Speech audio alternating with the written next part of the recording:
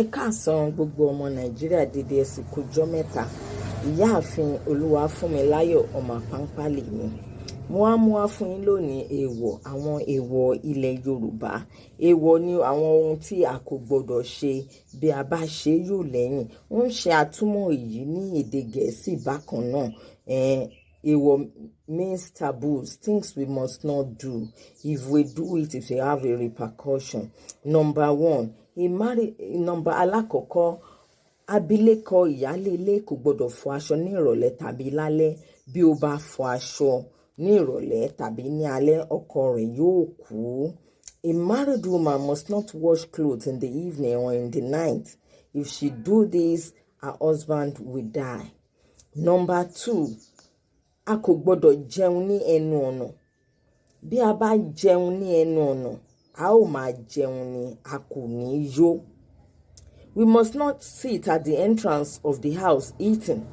If we should do this, we will just be eating, we will never be full. Yes. A pregnant woman must not walk in the hot sun. If she should do this, an evil spirit will enter her womb and drive away the good baby. The evil spirit will settle in her womb and she will give birth to an evil child. Aláboyún kò gbọdọ̀ rìn nínú oòrùn ọ̀sán gan. Bí aláboyún bá rìn nínú oòrùn ọ̀sán gan, àlùjọ̀nú yóò lé ọmọ inú rẹ̀ jáde. Àlùjọ̀nú yìí yóò wá gún àsí inú rẹ̀. Àlùjọ̀nú ọmọ ni yóò bí. Eléyìí tó tún tẹ̀lé, bí a bá ṣẹ́ ẹ̀gúnsí, a gbọ́dọ̀ kó èpo rẹ̀ ká dà sákìtàn. A kò gbọ́dọ̀ fi èpo ẹ̀gúnsí sílẹ̀ di òwúrọ̀ ọjọ́ kejì. Bí a bá ṣe eléyìí tí a sì tẹ èpo ẹ̀gúnsí ìmọ́lẹ̀ lówùúrọ̀ ọjọ́ kejì, ẹni bá tẹ èpo ẹ̀gúnsí ìmọ́lẹ̀, òṣì ni yóò ta pa. When we peel melon, we must pack away the shaft immediately and throw it away. If mistakenly we leave it behind and somebody step on it the following morning, that person will never make it in life. Eléyìí tó tún tẹ̀lé, ọmọdé kò gbọdọ̀ bọ́ sínú òjò máa ṣeré fi ọwọ́ gbé òjò. Bí ọmọdé bá fi ọwọ́ gbé òjò, ọwọ́ rẹ̀ yóò rọ̀. Children must not enter the rain and be playing, packing the rainwater in their hands. When they stretch out their hands to pack rainwater, their hand will wither away. Eléyìí tó tún tẹ̀lé, a kò gbọdọ̀ fi igi ọwọ̀ ná ọmọkùnrin. Bí a bá fi igi ọwọ̀ ná ọmọkùnrin, okó rẹ̀ yóò sán kì.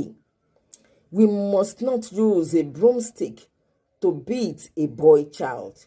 If we should use a broomstick to beat a boy child, his dick will shrink. Yes, his dick will shrink. A kò gbọdọ̀ fi igi ọwọ̀ dáná. Ẹni bá fi igi ọwọ̀ dáná yóò kú. Ẹni bá fi igi ọwọ̀ dáná yóò kú. A kò gbọdọ̀ fi igi ọwọ̀ dáná. Bẹ́ẹ̀ni, a kò gbọdọ̀ ru igi wọ inú agbo ilé. Bí a bá ru igi sórí wọ inú agbo ilé, ẹnìkan yóò kú nínú agbo ilé náà. We must not carry a log of wood on our head entering a compound. If we should do this, someone will die in that compound. Yes. Someone pounding yam must not drink water while pounding. If someone pounding yam should drink water while pounding, the person will die. We don't drink water while pounding yam in Yoruba land. It's a taboo. Yes. Now, we must not pee inside a mortar. If we should do this, we must drink water first thing in the morning the following day. If we forget to drink water, that person will die. A kò gbọdọ̀ tọ̀ sínú odó tí a fi ń gúnyán. Bí a bá tọ̀ sínú odó tí a fi ń gúnyán, a gbọdọ̀ jí mu omi ní òwúrọ̀ kùtùkùtù. Bí ẹni náà bá gbàgbé láti mu omi ní òwúrọ̀ kùtùkùtù, ẹni náà yóò kú.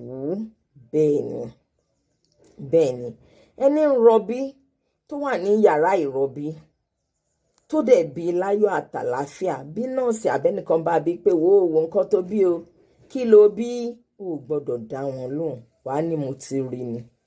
Má dá wọn lóhùn. Bó bá dá wọn lóhùn pọkùnrin náà bó dá wọn lóhùn pọbìnrin, wọn ò ní jẹ́ kọ́mọ yẹn rọ́mọ bí lọ́jọ́ iwájú. A kì í dáhùn irú ẹ̀. When you put to bed in the labor room and the nurses or some people around you ask you, you have given birth, congratulations. What do you give birth to, a boy or a girl? Don't answer them in the labor room. They want to make the child childless in the future. Yes, they are evil people. Thank you. Ẹ ṣeun, a máa pàdé ní apá kejì.